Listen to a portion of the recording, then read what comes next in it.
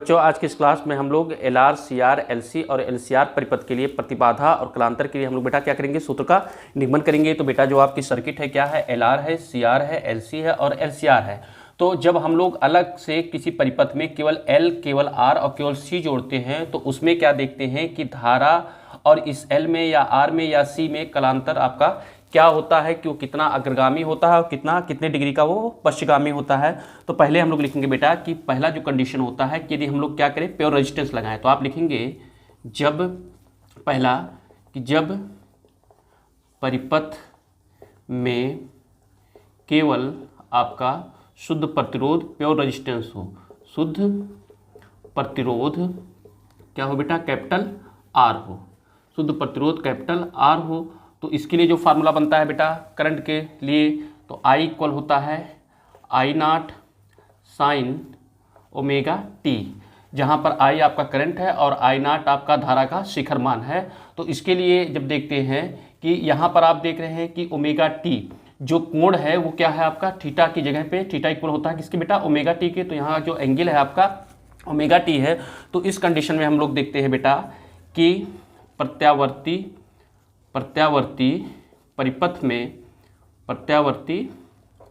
परिपथ में AC circuit में क्या होता है बेटा, प्रत्यावर्ती परिपथ में जो धारा आई होता है, धारा आई वोल्टेज किससे बेटा, V से, धारा आई वोल्टेज V से समान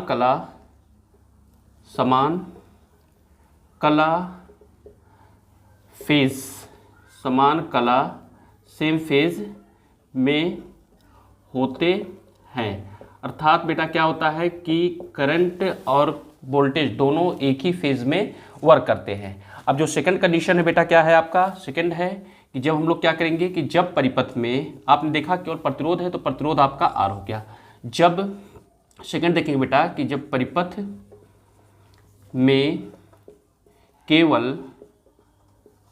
केवल स्वप्रेरकत्व सेल्फ इंडक्शन कैपिटल एल हो, तो उस कंडीशन में क्या होता है बेटा, स्वप्रेरकत्व कैपिटल एल हो, तो देन फार्मूला बनता है I इक्वल होता है I not sine omega t minus pi by 2। तो आप देख रहे हैं यहाँ कोण से कितना 90 डिग्री क्या हो रहा है, ये कम हो रहा है। तो इस कंडीशन में बेटा हम लोग देखेंगे कि क्या होता है, प्रत्यावर्ती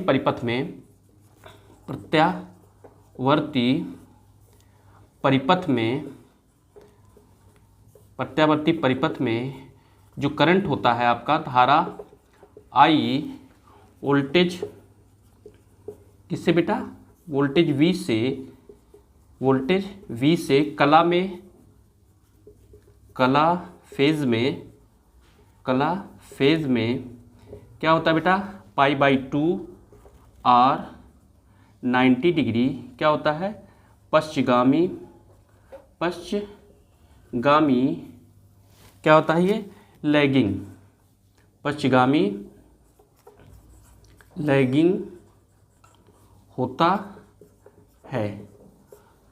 तो इट मीन्स क्या हुआ बेटा कि यहाँ पर हमने लिखा कि जो करंट है धारा I वोल्टेज V से क्या होता है 90 डिग्री पश्चिगामी लैगिंग करता है। तो यहाँ पर जो वोल्टेज है वो आगे चलता है बेटा। जब हम लोग क्या करते हैं, स्वप्रेरकत्व लगाते हैं, तो उस कंडीशन में क्या होता है कि वोल्टेज आपका आगे चलता है और करंट उसकी क्या चलता है, ये पीछे चलता है। थर्ड वाले कंडीशन में देखें बेटा, क्या थर्ड वाले कंडीशन में देखेंगे हम लोगों ने आर लगा दिया, एल लगा दिया, अब क्या बचा आपका बेटा सी। तो आप लिखेंगे जब परिपथ में केवल धारिता क्या हो बेटा, केवल धारिता सी हो, धारिता क्या हो, सी हो। तो उस कंडीशन में क्या होता है बेटा, जब परिपथ में हम लोग क्या करते हैं, धारिता को प्रत्यावर्ती स्रोत से क्या करते हैं, जोड़ते हैं। तो उस कंडीशन में क्या होता है, तो आप लिखेंगे फार्मूला पहले आप देखें बेटा, इसका फार्मूला क्या होता है, इसका फार्मूला बनता है I equal I not sine omega t plus क्या होता है बेटा, पाई बाई 2। तो आपने देखा बेटा यहाँ पर कि I equal I naught sine omega t minus pi by two, जब एल लगाए थे और यहाँ पर क्या हुआ omega t plus pi by two हुआ, तो पाई बाई टू मीन्स हुआ कि मतलब क्या हुआ कि कोण में 90 डिग्री क्या हो गया प्लस हो गया, कि जो भी कोण रहेगा उसमें 90 डिग्री क्या हो जाएगा बेटा ऐड हो जाएगा। तो उस कंडीशन में बेटा हम लोग लिखेंगे क्या कि प्रत्यावर्ती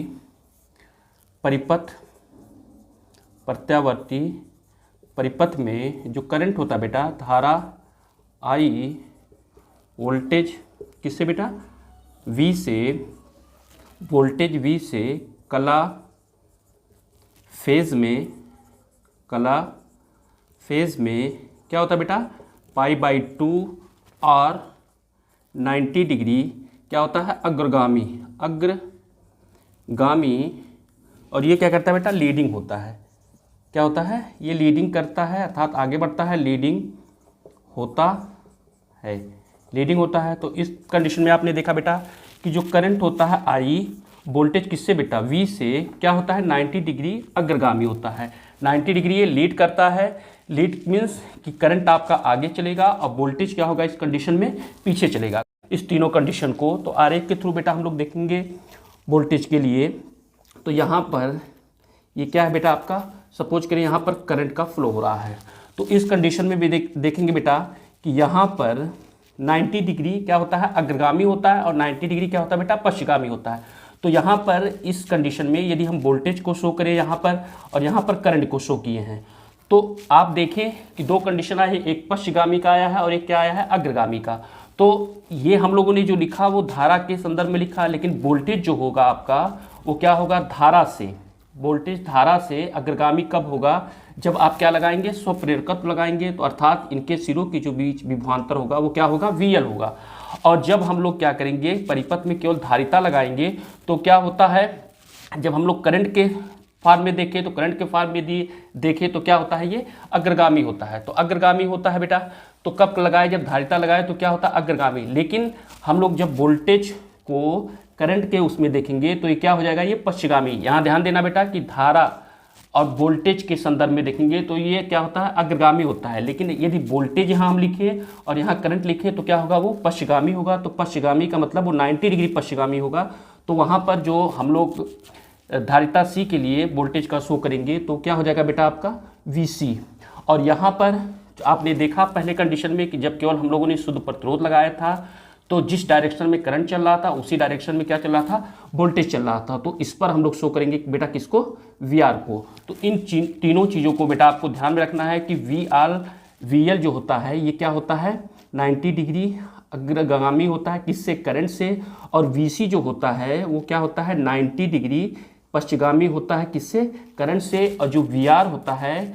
क्या होता है कि जो आपका करंट होता है उसी के डायरेक्शन में क्या होता है बेटा ये फ्लो होता है। तो इसके पश्चात बेटा अब आप देखें कि LR सर्किट के लिए हम लोग प्रतिबाधा और कलांतर के लिए कैसे सूत्र का निगमन देखें। फर्स्ट क्या था, तो फर्स्ट था जब परिपथ में प्रेरकत्व तो आपका कैपिटल L तथा प्रतिरोध R दोनों श्रेणी क्रम में जुड़े हों। तो इसके लिए क्या करेंगे बेटा, इसके लिए हम लोग क्या करेंगे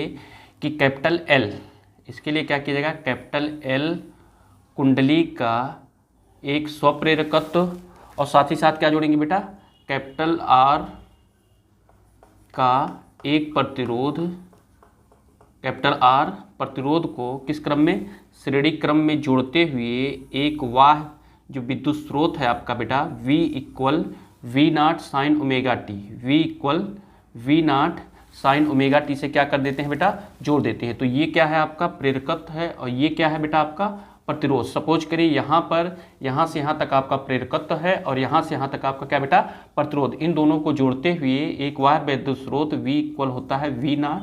साइन ओमेगा टी से क्या कर देते हैं बेटा जोड़ देते हैं। तो इसमें करंट का फ्लो होना शुरू हुआ। माना कि प्रेरकत्व L और प्रतिरोध R में जिस करंट का फ्लो हो रहा है, किस करंट का फ्लो हो रहा है बेटा I करंट का क्या हो रहा है यहाँ पर फ्लो हो रहा है। तो हम लोग बेटा लिखेंगे कि यदि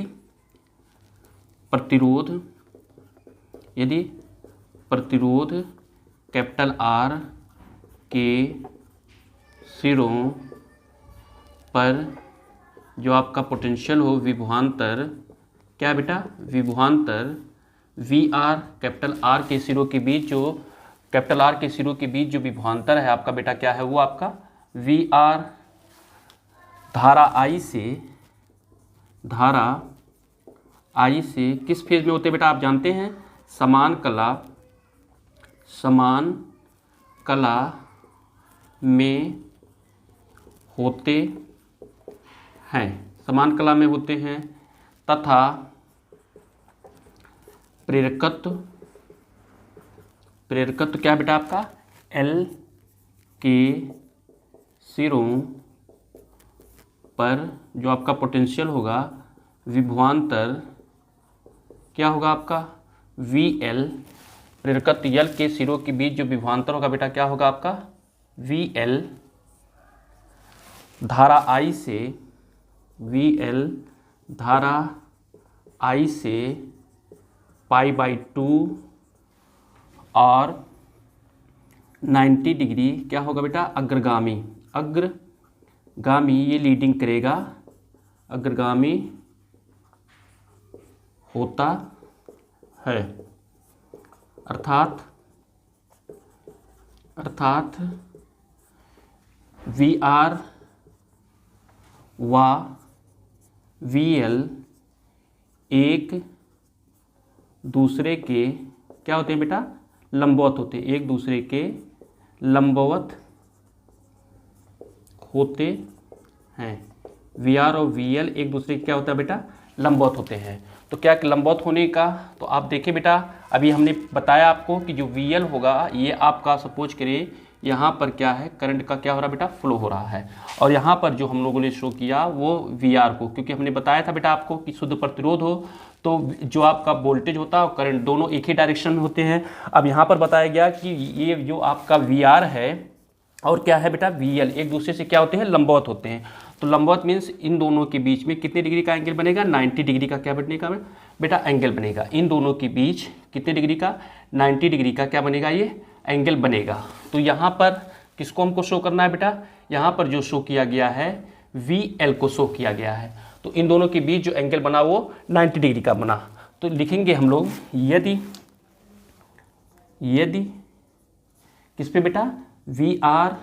व वी एल के बीच परिणामी विभवांतर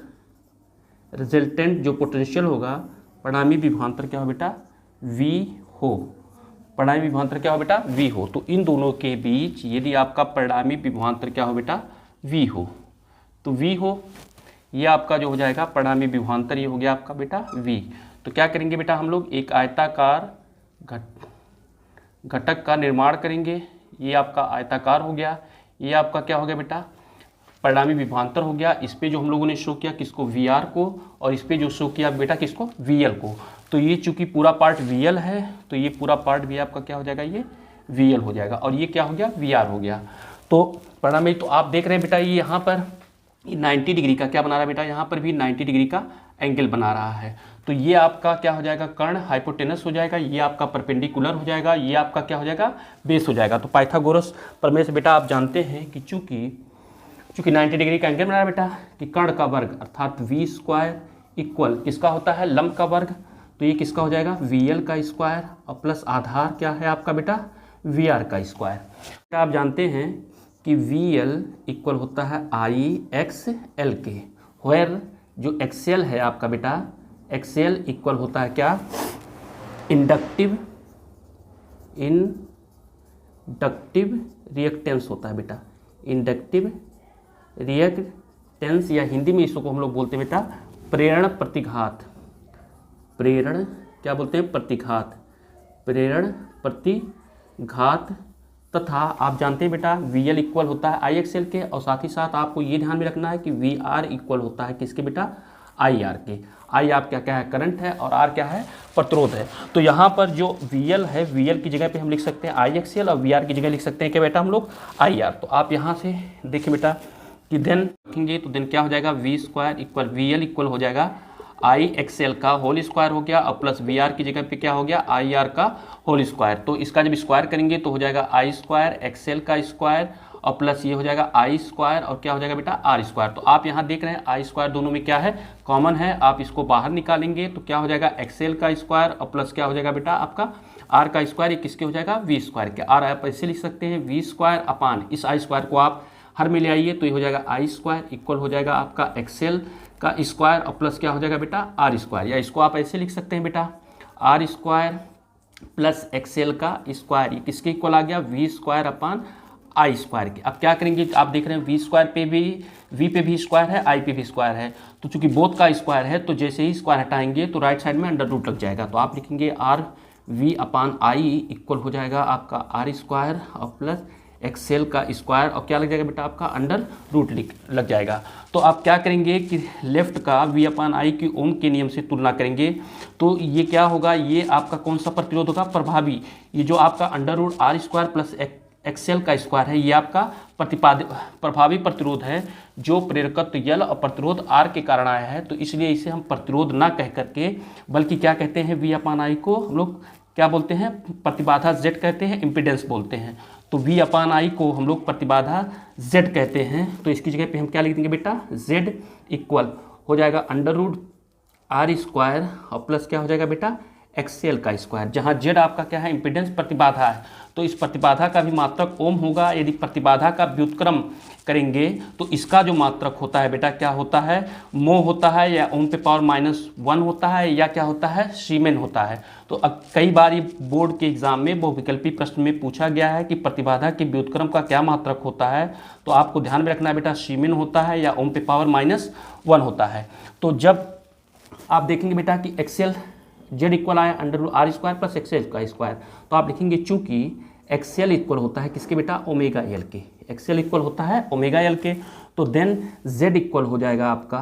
अंडर रूट आर स्क्वायर की जगह पे आप लिखेंगे आर स्क्वायर और प्लस एक्सएल की जगह पे क्या लिख देंगे बेटा ओमेगा एल का होल स्क्वायर, ओमेगा एल का होल स्क्वायर। तो ये आपका क्या हो गया बेटा प्रतिबाधा के लिए हम लोगों ने किस सर्किट में एलआर सर्किट में सूत्र का निगमन किया। अब हम लोग देखेंगे बेटा कि यदि वी आर और वी के बीच जो आपका कलांतर हो क्या हो फाई हो, तो आप लिखेंगे कि यदि वी आर व वी के बीच कलांतर क्या हो बेटा फाई हो, क्या हो फाई हो, तो क्या हो जाएगा बेटा कलांतर फाई हो, तो इन दोनों के बीच में जो आपका कलांतर है वो क्या है बेटा यदि क्या हो फाई हो, तो फाई हो तो आप इन दोनों के बीच में कलांतर, तो वी एल की वैल्यू आपको पता है वी आर की वैल्यू पता है, तो क्या करेंगे कि टेंजेंट की वैल्यू निकालेंगे, तो टेन की वैल्यू निकालेंगे तो tan phi equal tan equal होता है लंब बटे आधार, तो लंब की जो वैल्यू है बेटा कितनी है वी एल अपान आधार का वी आर, तो आप जानते हैं बेटा वी एल इक्वल होता है किसके आई एक्स एल के और वी आर इक्वल होता है किसके आई आर के, आई से आई क्या हो गया कैंसिल हो गया, तो बचा क्या आपका एक्सएल अपान आर के, और आप ये भी जानते हैं कि एक्सएल इक्वल किसके होता है बेटा ओमेगा एल के, तो एक्सएल की जगह पे आप लिख देंगे ओमेगा एल अपान क्या हो जाएगा बेटा ये आर की, ये किसकी जगह पे आ गया टेन फाई की जो वैल्यू आई कितनी आई बेटा ओमेगा एल अपान आर। अब इस कंडीशन में देखेंगे बेटा कि यदि L अर्थात प्रेरकत्व L का मान क्या हो 0, तो लिखेंगे आप इफ L इक्वल क्या हो जाएगा 0, तो जैसे ही L की वैल्यू 0 होगी तो ये ओमेगा L पूरा क्या हो जाएगा 0 और R का 0 में भाग करेंगे, तो देन क्या हो जाएगा आपका टेन फाई इक्वल 0 और फाई इक्वल हो जाएगा 0 डिग्री, फाई इक्वल कितना हो जाएगा बेटा आपका 0 डिग्री का बेटा, अर्थात V और I क्या होंगे बेटा समान कला में होंगे। और इफ़ हम लोग लिखें बेटा कि इफ़ क्या बेटा L इक्वल इफ़ L ने हमने लिख दिया बेटा इफ़ R इक्वल क्या हो जाएगा बेटा 0, तो इस कंडीशन में क्या होगा, इस कंडीशन में ये होगा कि टेन फाई इक्वल जब ओमेगा एल की जगह ओमेगा एल आप रहने देंगे और आर की जगह कितना कर देंगे बेटा 0, तो 1 अपान ओमेगा एल अपान 0, 0 का किसी में भाग दिया जाता है तो उसकी वैल्यू किस में आती है अनंत में इनफाइनाइट में, तो ये किसकी वैल्यू होती है टेन 90 डिग्री की वैल्यू होती है, कितनी होती है बेटा टेन 90 डिग्री की होती है, किसके इक्वल आया टेन फाई के, तो देन यहाँ पर जो आपका बना देन फाई इक्वल हो गया 90 डिग्री। तो इस कंडीशन में क्या होता है बेटा, इस कंडीशन में ये होता है कि जो वोल्टेज होता है धारा से क्या होता है 90 डिग्री क्या होता है ये अग्रगामी होता है, अर्थात ये दोनों एक दूसरे के क्या होते हैं लंबवत होते हैं बेटा, तो आपने देखा बेटा जब परिपथ में प्रेरकत्व यल तथा प्रतिरोध R दोनों श्रेणी क्रम में हो तो प्रतिबाधा के लिए जो फार्मूला है Z = √R² + ω L का होल स्क्वायर, और जब इन दोनों के बीच कलांतर फाई हो तो tan फाई = ω/L/R के, और जब L की वैल्यू 0 होती है तो फाई = क्या हो गया 0, और जब R की वैल्यू 0 होती है तो फाई = कितना हो गया बेटा 90 डिग्री। सेकंड परिपथ देखें तो सेकंड क्या है बेटा, जब परिपथ में धारिता C तथा प्रतिरोध R दोनों श्रेणी क्रम में हो तो इसके लिए क्या करेंगे बेटा, इसके लिए हम लोग ये करेंगे कि धारिता C के एक संधारित्र को किससे बेटा, प्रतिरोध R से जोड़ते हुए, प्रतिरोध जो आपका रेजिस्टेंस है प्रतिरोध R से जोड़ते हुए एक बाह्य प्रत्यावर्ती धारा स्रोत जो आपका है V = V0 sin ω/t से क्या कर देते हैं, जोड़ देते हैं। तो इसमें क्या होता है बेटा, जोड़ने के पश्चात ये आपका क्या है C है और ये आपका क्या है बेटा R है, तो जोड़ देते हैं, यहाँ से यहाँ तक आपका C है, ये आपका क्या है R जोड़ते हैं, तो जोड़ने के पश्चात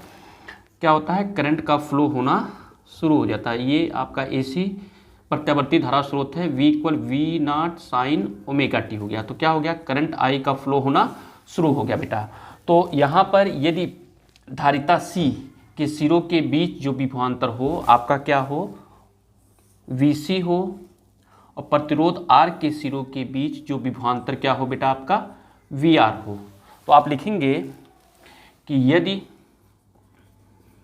प्रतिरोध R के सिरों के बीच जो आपका क्या होगा बेटा विभवांतर VR धारा जो करंट होगा आपका I से किस फेज में होगा बेटा, समान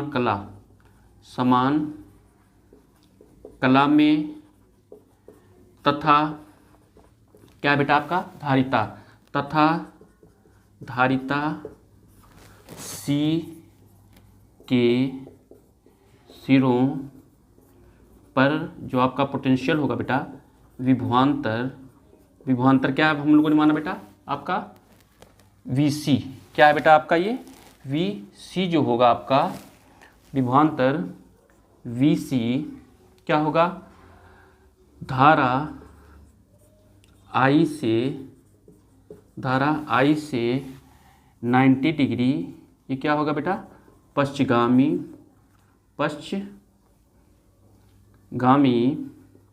क्या होगा बेटा लैगिंग पश्चगामी होगा अर्थात VR व VC परस्पर क्या होंगे बेटा लंबवत होंगे, परस्पर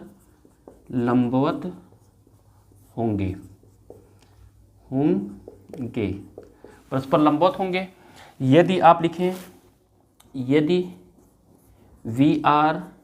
व VC का परिणामी जो आपका पोटेंशियल हो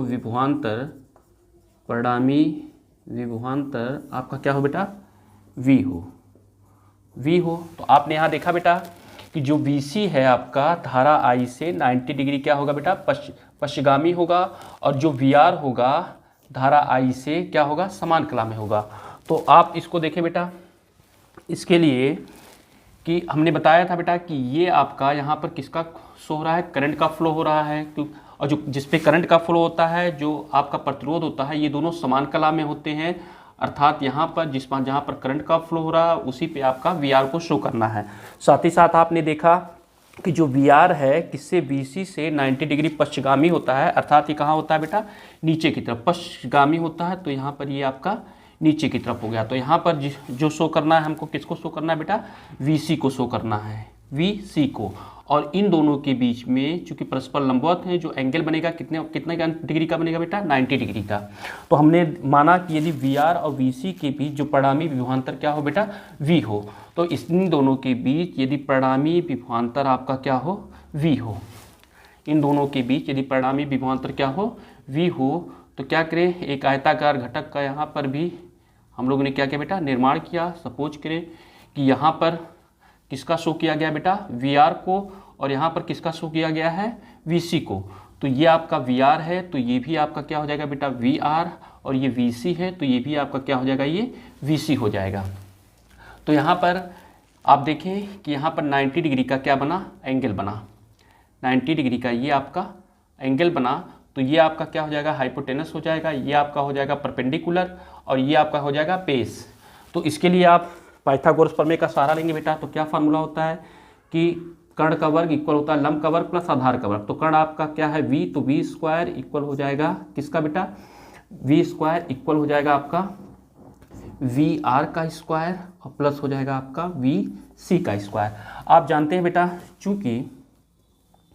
VR इक्वल किसके होता है, IR के, और VC इक्वल होता है IXC के, जहाँ पर बेटा आप देखें कि XC इक्वल है आपका capacitive reactance,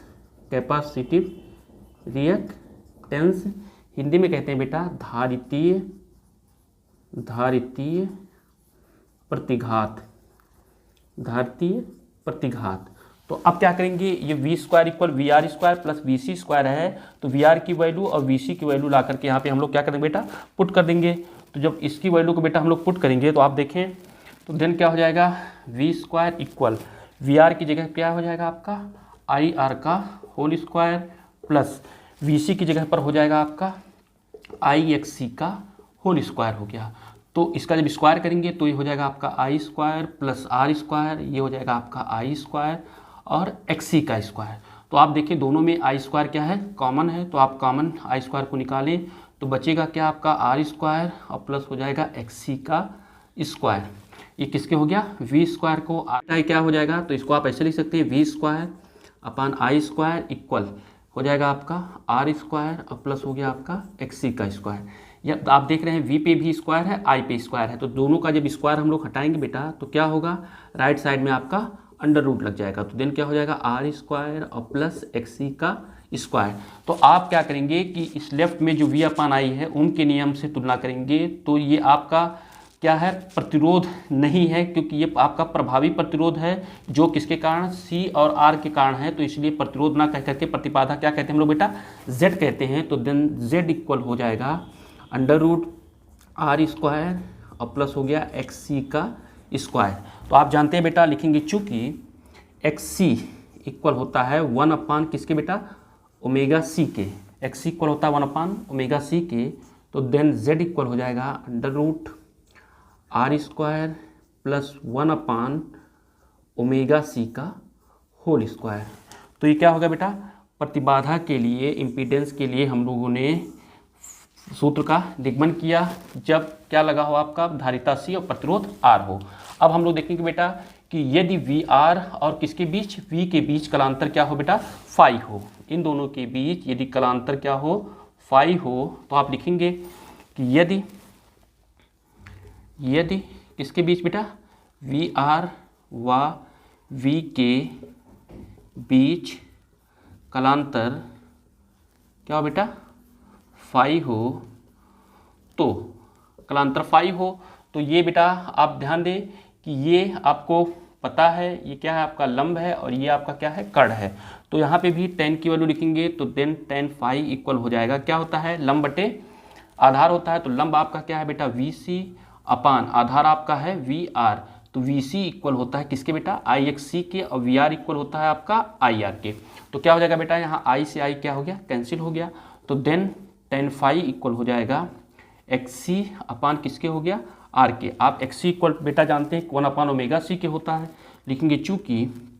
XC equal 1 upon omega C के, तो देन tan फाई इक्वल हो जाएगा XC की जगह पर क्या लिखेंगे, 1 अपान ओमेगा C, और पहले से क्या था आपका R था, तो इसको ऐसे लिख सकते हैं 1 अपान R ओमेगा C। किसके इक्वल आ गया ये बेटा,